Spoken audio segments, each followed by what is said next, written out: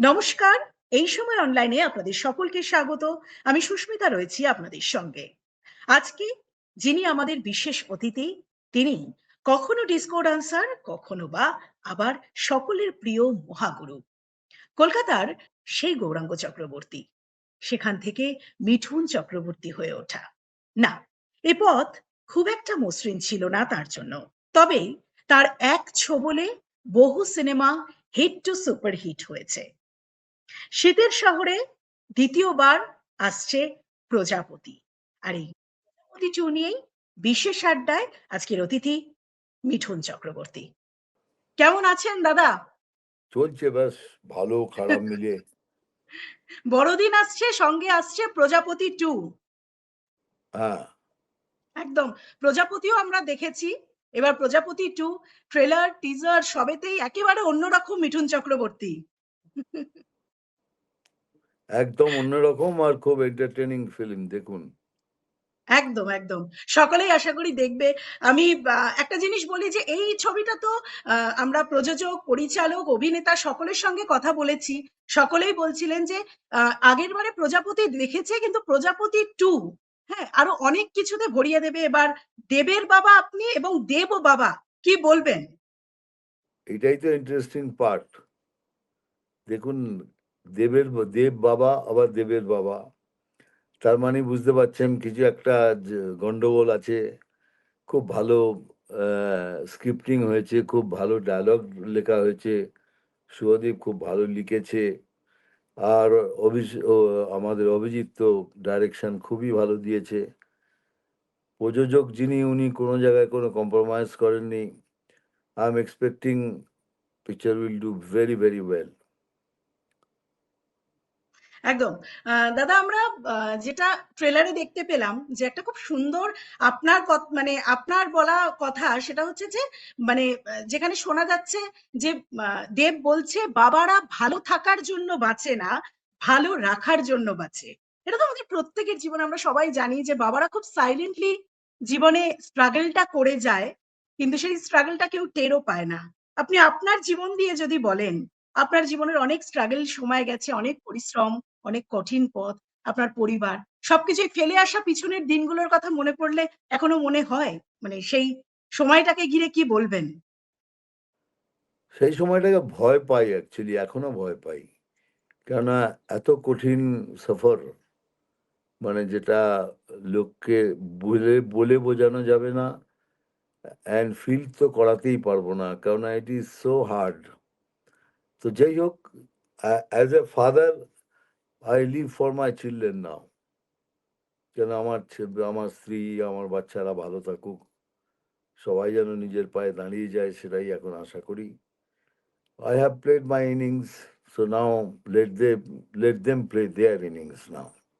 এটাই মনে করি। আপনার মানে পরিবার, সন্তান তারাও রয়েছে ইন্ডাস্ট্রির অংশ, অনেকেই রয়েছে। সেই ক্ষেত্র থেকে দাঁড়িয়ে আ বাবা হিসেবে এই প্রজাপতি মানে ছেলেদেরকে কি ছেলেমেয়েদের কখনো বলেছেন যে প্রজাপতি দেখতে? কারণ প্রজাপতি একেবারে অন্যরকম একটা ছবি। প্রজাপতি 2 ও আসছে। সেই জায়গা থেকে তারা কি প্রজাপতি দেখেছিল? ও হ্যাঁ, সবাই মিলে দেখেছে Projapoti, and they loved it, and they are excited, সবাই মিলে এক্সাইটেড খুব প্রজাপতি 2 আসছে। অ্যান্ড একটু একটু সব ইনসিডেন্ট বলেছি, দে লাভড ইট। কিছু কিছু গল্পও বলেছি একটু কিরকম, তা সবাই অপেক্ষা করছে রিলিজের জন্য। অ্যান্ড একটা অন্য ধরনের গল্প, কিন্তু খুব এন্টারটেনিং গল্প, খুবই মজাদার গল্প, হাসির করতে করতে পিকচারটা এন্ডের দিকে গিয়ে একটু ইমোশনাল হয়ে যায়। And that is the beauty of this film. আচ্ছা এই সিনেমাতে তো আবার দেবকেও বাবা হিসেবে দেখা গেল। হ্যাঁ, হ্যাঁ, সেটা কেমন লেগেছে? বাবা হিসেবে দেবকে দেখতে মিঠুন চক্রবর্তীর কেমন লাগলো? ভালো, খুব ভালো। মানে দেখুন, আজকের দিনে এখন সির্ফ হিরোইজম চলবে না। কেন এখন হিরোদেরও ক্যারেক্টার রোল করতে হবে, বাবার রোল করতে হবে। Then only you can sustain for a longer time. আমাদের সময়টা ছিল যেমন হিরোগিরি, সবকিছুতে হিরোগিরি, আমরাই সবকিছু। বাট এখন সময়টা চেঞ্জ হয়েছে। চেঞ্জ হওয়াতে কি হয়েছে, এখন লোকে নতুন নতুন যদি ক্যারেক্টার দেখতে পায়, সো তারা তাকে তাকে ভালোভাবে নেবে। দেব অনেক বড় স্টার এখন। কিন্তু ও যদি এই ধরনের করে, হি উইল লং লাস্ট, মানে ওর ক্যারিয়ার আরো লং লাস্টিং হয়ে যাবে। কারণ এটা আর he has played very well. বাবা হিসাবে খুবই ভালো কাজ করেছে। ওই যেমন একটা ডায়লগ আছে যে ছেলেরা যে যেমন ভাবে তার মেয়ের জন্য সবকিছু করি, তো আমি বাবা হিসেবে আমারও কর্তব্য আমি ছেলের জন্য সবকিছু করব। This is the chemistry between this two fathers. একদম। মানে সেক্ষেত্রে এমনিতেই দেব সবসময় বলে দেব আপনাকে বাবা হিসেবে শ্রদ্ধা হ্যাঁ, করে এবং আপনার কাছেও দেব তো একেবারেই পুত্র সম। সেটা আমরা ইয়েস। সকলেই জানি। আপনি এর আগে হ্যাঁ, আপনি এর কেননা আগে বহু সাক্ষাৎকারেও বলেছেন। ওকে তো হ্যাঁ, আমি ছোটবেলা থেকে দেখছি বোম্বেতে ওর বাবার সাথে আসতো। আমি ওকে ছোটবেলা থেকেই দেখেছি। সব সেটেতেই, ম্যাক্সিমাম সেটেতে ওর বাবার সাথে আসতো। অ্যান্ড ওর বাবার সাথে আমার পরিচয়ও খুব ভালো। আমরা আমি খেতে ভালোবাসি, উনি জানতেন। তো ওই জন্য ভালো, ভালো সব আলাদা, আলাদা রান্না করে আনতেন। আর দেব সাথে করে আসতো। তো দেবকে আমি ছোটবেলা থেকেই দেখছি। একদম from the his childhood. So আমার কাছে তো খুবই নস্টালজিক ব্যাপার এটা না? সো দেব যতই বড় অভিনেতা হোক, যাই হোক, যা কিছুই করুক, আর যখন আমার সাথে কাজ করে, he has got tremendous respect and love for me. And same way আমিও আমারও ওর প্রতি প্রচণ্ড ভালোবাসা এবং রেসপেক্টও আছে। একদম। কিন্তু ওই যে, যে ছোটবেলা থেকে যে ছেলেটাকে আপনি রেখেছিলেন, সেই দেবের মধ্যে কত পরিবর্তন এসেছে বলে মিঠুন চক্রবর্তী লক্ষ্য করেছে। ম্যাচিউর হয়েছে, সময় বদলেছে। কতটা বদলেছে দেব? না, এরম আমার চোখে তো কিছু পড়েনি। আমার চোখে তো ছোট ছিল, বড় হয়েছে, বড় হয়েও সেম ভাবেই ব্যবহার করে। ছোটতে আরেকটু বেশি করত। কেননা ছোট তো তখন ও অত বুঝতো না অত। তাহলেও he has always been respectful. আর এখন তো আরো বেশিই করে। ভালোবাসাটাও দেখিয়েছেন ওর। And he is there, always there. খুব ভালো, খুব ভালো। এই যে এই বইটাতে আমাদের কেমিস্ট্রি ভালো লাগবেই। কারণ এই কেমিস্ট্রিটা আমাদের পার্সোনাল রিলেশনশিপ থেকেও অনেকটা এফেক্ট করেছে, এফেক্ট করে। তো যার ফলে গল্প এবং পিকচার দুটোই ভালো লাগবে, দেখবেন। একদম নিশ্চয়ই দেখবো দাদা। আমি ট্রেলারে আবার আপনাকে দেবকে বলতে এটাও শোনা গেছে যে, "আমি যদি ওর না বিয়ে দিতে না পেরেছি তো নাম বদলে ফেলবো।" এটা ভীষণ হ্যাঁ, মজার একটা বিষয় এবং কমেন্টে দেখছি বহু দেব অনুরাগী যারা বলছেন যে, "এবার দাদা আপনি আ দায়িত্ব নিয়ে দেবের বিয়েটা দিন।" হ্যাঁ, তো শহরে হ্যাঁ, খোঁজা এবারে কি মিঠুন চক্রবর্তী দায়িত্ব নেবে? দায়িত্ব নিয়ে কি সেই জন্যই তো গন্ডগোল। ও বিয়ে করবে না আর আমি ওকে বিয়ে করিয়ে ছাড়বো। তাই? হ্যাঁ, তো সেইখানেই এর কথা গন্ডগোল। বললে কে সেইখানেই বলছে? সেখানেই এখান থেকে লন্ডন যাওয়া। হুম। লন্ডন গিয়ে সব ঘোরপ্যাচ করা, সব প্রবলেম ক্রিয়েট করা, করে দুজনকে মিলিয়ে দেয়া। অনেক কিছু আছে এর মধ্যে। সেটাই দেখবেন, সেটাই হিলেরিয়াস। আচ্ছা আর মানে বাস্তব জীবনে দেবের প্রজাপতি? মানে বাস্তব হ্যাঁ? জীবনে দেবকে বিয়ে বাস্তবে দেবকে বিয়ে দেওয়ার জন্য কি উদ্যোগ নেবেন? সবাই কিন্তু চাইছে অনেকবার দেব এবার অ অনেকবার বলেছি। হুম, প্রত্যেকবারই বলছে হ্যাঁ করব, হ্যাঁ করব। কিন্তু বেটা করছে না। কেন করছে না বুঝতে পারছি না। কিন্তু প্রত্যেকবারই বলছে আমি করব, এভাবে করে নেবো দাদা। এটা কিন্তু প্রত্যেকবার বলছে। কেন করছে সেটা বুঝতে পারছি না। বুঝতে পারছি বাট না। ওকে পাত্রীও রেডি। হ্যাঁ, তো ওর করা উচিত। বাট কিছু একটা আছে। I don't want to get into that personal thing. একদম, একদম। বাট প্রযোজক মশাই আবার অন্য কথা বলেছেন। প্রযোজক মশাইকে যখন দেবের বিয়ের বিষয়ে কথা বলেছি, তখন প্রযোজক মশাই বলেছেন দেবের এখনো বিয়ে করার বয়স হয়নি। আপনিও কি তাই মনে করেন? একদম নয়। আমি মনে করেছি একদম পাক্কা সময় ওর বিয়ে করার। এরপরে বিয়ে করলে দেরি হয়ে যাবে। সবকিছুতেই দেরি হয়ে যাবে তাহলে। আমি মনে করি একদম right time for him to get married. একদম। Thank you. আমরা এই বার্তাটা দেব অব্দি পৌঁছে দেব। তবে তার আগে হ্যাঁ, দাদা আপনাকে একটা জিনিস বলি। আ জোড়াবাগানের সেই আমি যেটা ইন্ট্রোতেও বলছিলাম যে, আ জোড়াবাগানের গৌরাঙ্গ চক্রবর্তী, হ্যাঁ? সেখান থেকে প্রচুর স্ট্রাগল আপনার জীবনে। কলকাতার রকে বসে আড্ডা, সেই জায়গা থেকে মুম্বাই পাড়ি এবং মুম্বাইয়ের দিনগুলো খুব সেই পথ তো খুব একটা মসৃণ ছিল না। অনেক স্ট্রাগল করেছেন আপনি। আজকে যখন ওই ফেলে আসা দিনগুলো মনে পড়ে কিন্তু একটা সময় আপনাকে কিন্তু আপনার লুক আপনার যেকোনো কারণে আপনার অভিনয় নিয়ে হয়তো প্রশ্ন তুলতে পারিনি। কিন্তু আপনার দিনযাপন, আপনার সমস্ত কিছু নিয়ে অনেক প্রশ্ন উঠেছিল। অনেক কটাক্ষের শিকার হতে হয়েছিল। এমন অনেক ছেলেমেয়েরা যারা ইন্ডাস্ট্রিতে পা রাখেন ১ম, তাদেরকেও এই ধরনের ঘটনার সম্মুখীন হতে হয়। মিঠুন চক্রবর্তী তাদেরকে পজিটিভ কি বার্তা দেবে? আ আমি পজিটিভ বার্তা এটাই বলি কে সবাই পারবে।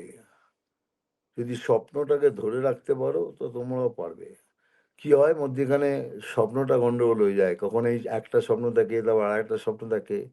এত কোনো স্বপ্ন সফল হয় না। যেকোনো একটা ধরে থাকবে। সততা নিয়ে ধরে থাকবে সে স্বপ্ন সফল হবেই। Second thing I would say কে আমি যখন পেরেছি আমি বলছি তোমরাও পারবে।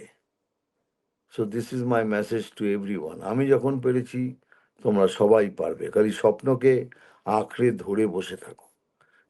সেখান থেকে ডিফ্লেক্ট করো না। তাহলে মুশকিল হয়ে যাবে। একদম। মানে স্বপ্ন দেখলে তবেই স্বপ্নের পথ অনেকটা মসৃণ ইয়েস, হয়। এটা তো ইয়েস। বারবার মিঠুন চক্রবর্তী তার প্রত্যেকটা অভিনয়, প্রত্যেকটা জীবনের ওঠা-পড়া সবকিছু দিয়ে প্রমাণ দিয়েছে। আমি হ্যাঁ, আ একটা জিনিস বলি, দাদা আপনি আ সেই সময় ইন্ডাস্ট্রির পরিবর্তন তো প্রতি মুহূর্তে হচ্ছে। এখন প্রচার ছবির ক্ষেত্রে অনেক বেশি। এই যে আমরা এতটা দূরে তবু স্টিমিউলেট এর মাধ্যমে একটা বা মানে খুব সহজে আমরা ইন্টারভিউ করে নিতে পারছি। আপনাদের যখন যে সময় আপনার ক্যারিয়ারের শুরু এত তো প্রচার ছিল না। তবু সিনেমা কয়েক কোটির ব্যবসা করেছে। হয়তো এত আলোতে আসতো না বিষয়গুলো, ব্যবসা করেছে। সিনেমার আমরা গল্পই আমাদের প্রমোশন আমাদের মতো হতো। দেওয়ালে পোস্টার, পিকচারে ট্রেলার দেখানো, দেওয়ালে পোস্টার ছিল আমাদের বিগেস্ট পাবলিসিটি। আর ইন্টারভিউ তখন হতো না। পিকচার রিলিজ হচ্ছে, তো ইন্টারভিউ এগুলো সব পরে এসছে। দিয়ে একটু, একটু করে এসছে সব। আস্তে, আস্তে এখন এমন জায়গায় চলে গেছে যে এখন গলা বন্ধ হয়ে যায়। হুম, এটাও সত্যি। কিন্তু আজও মিঠুন চক্রবর্তী মানেই বাঙালির কাছে কিন্তু এক রকমের আবেগ। মানে এখনো কিন্তু কোন সিনেমা আসছে মানে বাঙালি বলে মিঠুনের ছবি আসছে। মানে আমি সেই সময় জন্মাইনি কিন্তু আমি আমার মায়ের মুখে, আমি আমার পরিবারের অনেকের মুখেই শুনেছি যে মিঠুনের ছবি দেখতে যাবো। মানে এটা একটা অন্যরকম ব্যাপার। তো এখনো মিঠুন চক্রবর্তী আছে ওই সিনেমাতে। সেটা কিন্তু বাঙালির কাছে এখনো পর্যন্ত একটা অন্যরকম আবেগ। হ্যাঁ? তো সেই কথাটা কলকাতার বুকে কলকাতার বাঙালির মুখে এখনো মিঠুন চক্রবর্তীর আবেগ শুনতে কতটা ভালো লাগে। দেখুন আবেগ শুনতে ভালো তো লাগবেই। অ্যান্ড পুরো ইন্ডিয়া জুড়েও ভগবানের দয়ায় এখনো আমার ফ্যান ফলোইং এখনো খুব জাঁকড়ে ধরে বসে আছে সবাই। That's why I am still existing. কেননা ভারতবর্ষের বুকে এখনো মানে পুরো আরবান এরিয়া ধরুন, তারপরে গ্রামের দিকে ধরুন, the love and affection they have for me still Mithun दा। तो मिठुन दा की पिक्चर देखना है, मिठुन दा है फिल्म में। এই ফিলিংটা ন্যাচারালি আমাকে খুব আমাকে অনেক আবেগে ভরিয়ে দেয়। আর স্পেশালি বাঙালিদের এই এই জন্য ভালো লাগে কি তারা এখনো আঁকড়ে ধরে আছে আমাকে। আমাকে ছাড়েনি। আর আমিও বাঙালিদের ছাড়িনি। আমিও আবেগ দিয়ে বাঙালিদের ভালোবাসি এবং বাঙালিদের ধরে রেখেছি। একদম। কিন্তু দাদা অনেক ক্ষেত্রেই দেখা গিয়েছে হয়তো খুব সামান্য আপনার তালিকায় তাও আমি বলব, এই বাঙালিদের যেখানে এতটা সেন্টিমেন্ট মিঠুন চক্রবর্তী সেই বাংলায় ছবি আ কোনো হল পেতে পার্টিকুলার কিছু হলে মুক্তি পেতে বেগ পেতে হয়েছে। সেটা যেকোনো রাজনৈতিক মতাদর্শ হোক বা যেকোনো কারণে। তখন কষ্ট হয়। সব ফালতু বকওয়াস করে লাভ নেই। এগুলো আমাকে কোনো এফেক্ট করে না আর করবেও না। Because I have risen above all these things. কারণ এই জায়গায় আসতে গেলে যে কষ্ট পেয়েছি, এগুলোর কাছে তুচ্ছ। There is nothing. মানে এখন কোনো আঘাতই আর সেই আঘাত নয় ওই আ মানে সেই দিনগুলোর কথা ভাবলে যে, যে যন্ত্রণার মধ্যে দিয়ে আপনি নিজেকে মিঠুন চক্রবর্তী তৈরি করেছেন। নিশ্চয়ই সেই কথাই বলছি যে যন্ত্রণা ভোগ করে এসছি। এগুলো সব তুচ্ছ আমার কাছে। This doesn't matter at all. এটাই বলছি আচ্ছা আরকি, আর কিছু না। আচ্ছা সিনেমা যখন মুক্তি মানে পেতে তো আর হাতে গোনা ২ টো দিন বাকি। সেই জায়গা থেকে আমি বলি এবারে কি দেবের সঙ্গে পাশে বসে প্রজাপতি 2 দেখা হবে? না আমি তো ভীষণ superstitious আপনি জানেন আমি ট্রেলার লঞ্চে যাই না, পিকচারের লঞ্চে যাই না, পিকচার প্রিমিয়ার যাই না। আমি ১ম দিন ছবির শুটিংয়ে ১ম শট দিই না। আমার এগুলো ভীষণ সুপারস্টিশন বিরাটভাবে। তো আমাকে কোথাও দেখতে পাবেন না ১ম দিনে কোথাও। আচ্ছা, মানে ১ম দিকে মিঠুন চক্রবর্তী আ কোন জায়গায় যাবে না। আবার যখন মানে আ ১ম দিন এই যে শট দেওয়ার ব্যাপারটা, সেই ক্ষেত্রে বলি যদি বাধ্যতামূলক হয় যে মিঠুন চক্রবর্তীকে শটটা দিতে হবে, সেক্ষেত্রেও মানে আপনি তাহলেও সেটা হবে না, তাহলেও আচ্ছা, হবে না। আচ্ছা মানে এর ১ম কি কোনো শট আমি দেবই না। ১ম শট আমি দেবই না। আমি প্রিমিয়ার দেখব না, আমি ট্রেলার লঞ্চিং এ যাব না। আমার এগুলো সুপারস্টিশন। আমি এর থেকে দূরেই থাকি। এইজন্য আমি মানে সবাইকে মনে হয় যে পিকচার এটা শুরু হয়ে আপনি কি কোনো ভালো রেজাল্ট পেয়েছেন দাদা? মানে এটা খুব দেখুন কৌতূহলবশত রেজাল্ট পেয়েছি, রেজাল্ট খারাপও পেয়েছি। কিন্তু এটা ঢুকে গেছে ভেতরে। ঠিক, সব ঠিক। পিকচারই ভালো হয়েছে এরকম কোনো ব্যাপার নেই। অনেক না, খারাপও না, হয়েছে। না। কিন্তু মন এটা এটাই ভেতরে বলেছে। ভেতরে ওই ভয়টা ঢুকে গেছে। আর কিছু করার নেই। আমি প্রোডিউসারকে ১ম এই বলে দিই পিকচার সাইন করার আগে, "এগুলো আমার ভাই এগুলো আমার নোজ এর মধ্যে পড়ে। এটা নিয়ে আমাকে ডিস্টার্ব করবেন না।" They agree, then I start the film. বাহ! বাহ! আচ্ছা দাদা মুম্বাইতে তো বেশিরভাগ সময় মুম্বাইতে কি মানে এখানকার মতন এই বাঙালি খাবার-দাবার প্রতিদিনের মেনুতে থাকে? প্রত্যেক জায়গায় যেখানেই খাই সেখানেই বাঙালি খাবার থাকতে হবে। আমি থাকতে হবে এখন না? মানে হায়দ্রাবাদে মাছের আমি এখন হায়দ্রাবাদে বসে আছি। আমি হ্যাঁ, 'ফৌজি' শুটিং করছি। কিন্তু হুম, কিচেনে যারা বাঙালি আছে তারা আমার জন্য কালকেই তো খেয়েছি। কালকেই ডাল, কাতলা মাছের কালিয়া, আলু পেঁয়াজ ভাজা, পোস্ত আলু কালকেই খেয়েছি রাত্রিবেলায়। বাহ! আর আ আ পিঠে, পায়েস এই যে শীতকাল সেই কারণে বলছি আ পিঠে, পায়েস এগুলো কি খাওয়া-টাওয়া হয় নাকি এখন মানে এই রেস্ট্রিকশন আছে কোনো? এই পিঠে খেতে খুব ভাল লাগে আমার। কুলি পিঠে খেতে সবথেকে বেশি ভাল লাগে। পুলি কিন্তু পিঠে, বাহ! যেহেতু যেকোনো মিষ্টি তাই সুগার হওয়ার জন্য একটুখানি এভয়েড করতে হয়। আচ্ছা একসময়ের ডিস্কো ড্যান্সার, হ্যাঁ? সে এখন নিজেকে ফিট রাখতে এখনো পর্যন্ত প্রতিদিনের কোনো রুটিন আছে? ব্যায়াম বা কোনো কিছু? প্রত্যেকদিন এক্সারসাইজ করি। Every day I exercise. ১০ minute আমার সকালে আমি এক্সারসাইজ করি। আমার স্ট্রিং আছে, স্ট্রিং দিয়ে করি, নিজে করি, বসে করি, উঠে যতক্ষণ exercise every day I exercise. আর খাবার তো এখন অটোমেটিক্যালি কন্ট্রোলে খেতে হয়। সবকিছু খাই না। আর ধরে খাই, কম খাই। আচ্ছা। ওভার ইটিং করি না। কখনো হয়ে যায় যার ফলে নিজেকে বকিও খুব কেন করলাম? সেইজন্যই এখনো ফিট রেখেছি নিজেকে।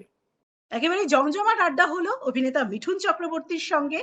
আ 'প্রজাপতি 2' আসছে সকলে তো দেখবেনই। তার পাশাপাশি অন্যান্য সমস্ত খবরের জন্য অবশ্যই চোখ থাকুক এই সময় অনলাইনে।